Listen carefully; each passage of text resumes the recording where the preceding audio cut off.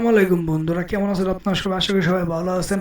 তো আজকে আবার একটি নতুন নিয়োগের ভিডিও নিয়ে আপনাদের কাছে এসে বসে। তো আজকে নিয়োগটি হলো 472 পদের কারা অধিদপ্তরে নিয়োগ বিজ্ঞপ্তি 2026, অর্থাৎ কারা অধিদপ্তরে 472 পদের লোক নিয়োগ করা হবে। তো এখন পর্যন্ত যারা আবেদন করেননি তারা করে নেবেন। আমি আপনাদের আবেদনের সিস্টেম দেখিয়ে দেব এবং আবেদনের শেষ তারিখ হলো 30 এপ্রিল 2026 বিকাল 5টা, অর্থাৎ আর 19 দিন বাকি। তো চলেন আমরা বেশি কথা না বলে আমি আপনাদের সব কিছু দেখিয়ে দিই। কারা কারা অধিদপ্তর নিয়োগ বিজ্ঞপ্তি 2026। কারা অধিদপ্তরের চাকরির বিজ্ঞপ্তি 29 মার্চ 2026 তারিখে জারি করা হয়, অর্থাৎ 29 মার্চে জারি করা হয়েছে এবং 1 এপ্রিল থেকে প্রকাশিত হয়েছে। তো মোট 472 জনকে 2 ক্যাটাগরির পদে স্থায়ীভাবে নিয়োগ দেবে কারা অধিদপ্তর। যারা সরকারি চাকরির সন্ধান করছেন তাদের জন্য কারা অধিদপ্তর নিয়োগ বিজ্ঞপ্তি 2026 একটি দারুণ সুযোগ।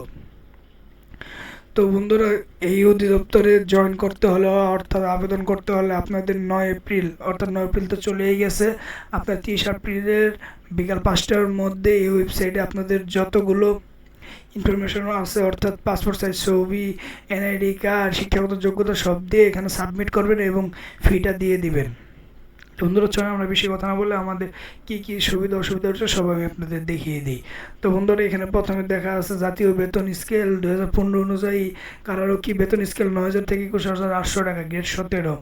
শিক্ষাগত যোগ্যতা ও অন্যান্য শর্তাবলী: কোনো স্বীকৃতি বোর্ড হতে মাধ্যমিক স্কুল সার্টিফিকেট বা সমমানের পরীক্ষা উত্তীর্ণ, ন্যূনতম শারীরিক যোগ্যতা উচ্চতা অনন্য 1.67 মিটার, অর্থাৎ 5 ফুট 6 ইঞ্চি, বুকের মাপ পুরুষ 81.28 সেন্টিমিটার, 2 ফুট 8 ইঞ্চি, ওজন পুরুষ ন্যূনতম 52 কেজি। তো এখানে আরও আছে মহিলা আরক্ষীর বেতন 9,000 থেকে 21,800 টাকা, গ্রেড 17। কোনো মানে সব একই, শুধু আপনাদের এখানে হাইটে পার্থক্য। উচ্চতা 5 ফুট 2 ইঞ্চি নিম্নে, বুকের মাপ 76.81 সেন্টিমিটার, ওজন মহিলা ন্যূনতম ওজন 45 কেজি। তো বন্ধুরা, যারা যারা কারারক্ষীর এখানে নিয়োগ হতে ইচ্ছুক তারা দ্রুত আবেদন করে ফেলুন। তো বন্ধুরা, যদি আমাদের ভিডিওটি আপনাদের ভালো লেগে থাকে তাহলে অবশ্যই চ্যানেলটিকে সাবস্ক্রাইব করে এবং ভিডিওটিকে লাইক করে অবশ্যই আমাদের পাশে থাকবেন। ধন্যবাদ।